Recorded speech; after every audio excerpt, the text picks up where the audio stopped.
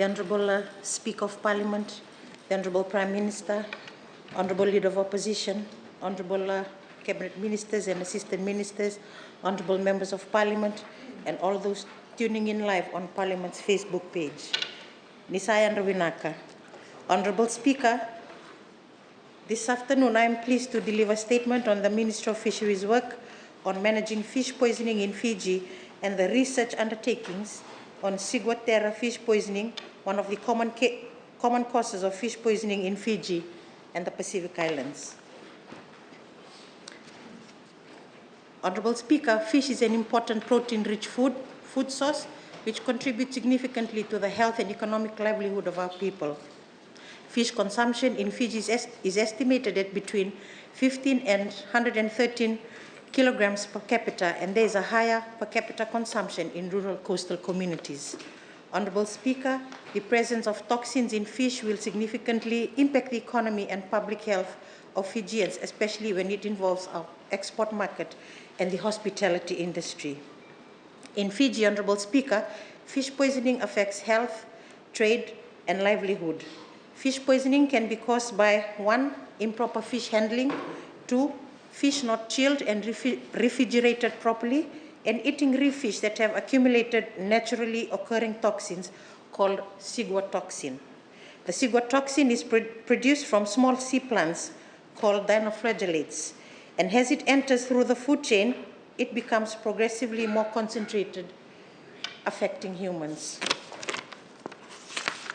Honourable Speaker, to address improper fish handling and the maintenance of fish quality, the Ministry of Fisheries has established 24 fisheries centres across the country.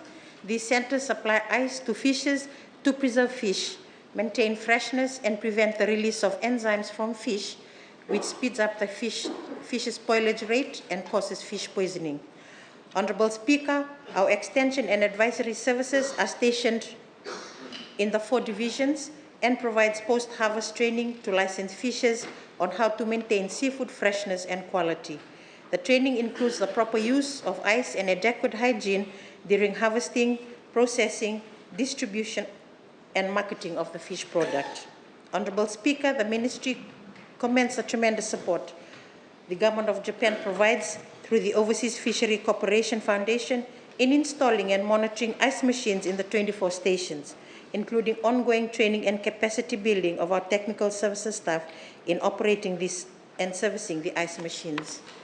Honourable Speaker, Ciguatera fish poisoning is primarily prevalent during the warmer months or cyclone season from November to April. However, with the frequent changes in weather patterns, increased natural disturbances and climate change impact, the occurrence is now frequent and varies. In Fiji, Honourable Speaker, the management of Ciguatera fish poisoning depends mainly on traditional ecological knowledge, which is not adequately documented. Honourable Speaker, since 2002, the Ministry of Fisheries has conducted a baseline questionnaire survey to identify major hotspots, seasons, and fish species implicated in ciguatoxin, including treatment and traditional remedies. This work documented the effort to manage, prevent, and reduce the incidence of fish poisoning, especially given the impact of climate change that may contribute to the spread of ciguatoxin.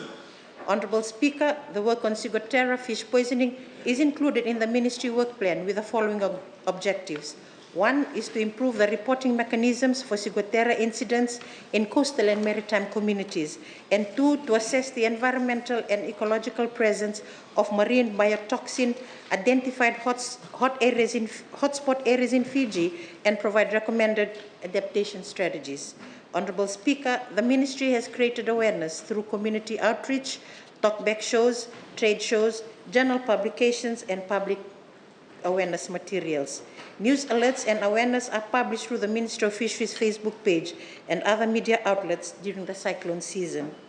In 2016, Honourable Speaker, and with the support of our local institutions, the University of the South Pacific and Fiji National University, the Ministry undertook a validation research approach to investigating the hotspot hotspots identified through traditional ecological knowledge and a scientific process to determine the occurrence and accumulation in seafood. The study discovered some unknown knowledge and confirmed some of Fiji's fish poisoning traditional science. The sampling was conducted in Kandavu, Nandronga, Navosa, and Tailevu. Honorable Speaker, in collaboration with the Ministry of Health and the Fiji National University, the village nurses, village headmen, and community workers were trained to collect data on ciguatera fish poisoning incidents using a specifically designed fish poisoning notification book. The pilot project was conducted in Tailevu and Kandavu.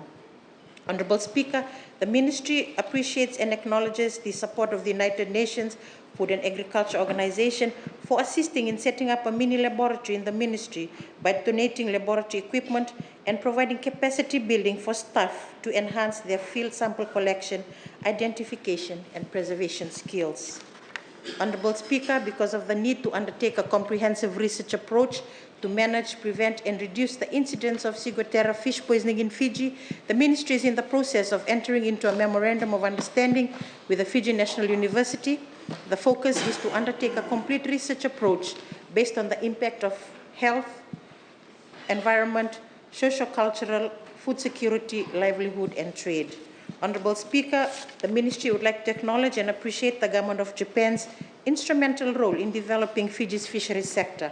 Last Wednesday, as Minister for Fisheries, I signed a memorandum of understanding with the Ambassador of Japan for funding projects for a provisional fisheries research vessel and ice-making machines.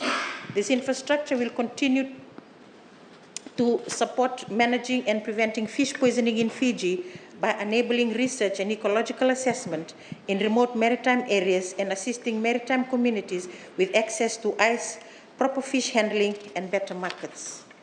Honorable Speaker, the work on managing, reducing, and preventing fish poisoning needs a multidisciplinary collaboration between government agencies, research institutions, and local communities. As we approach the cyclone season, the Ministry will intensify public outreach and release awareness materials on ciguatera fish poisoning. I urge the public to remain vigilant, especially in identifying and avoiding fish associated with ciguatoxins. Thank you for your attention. Thank you for the opportunity, Honorable Speaker.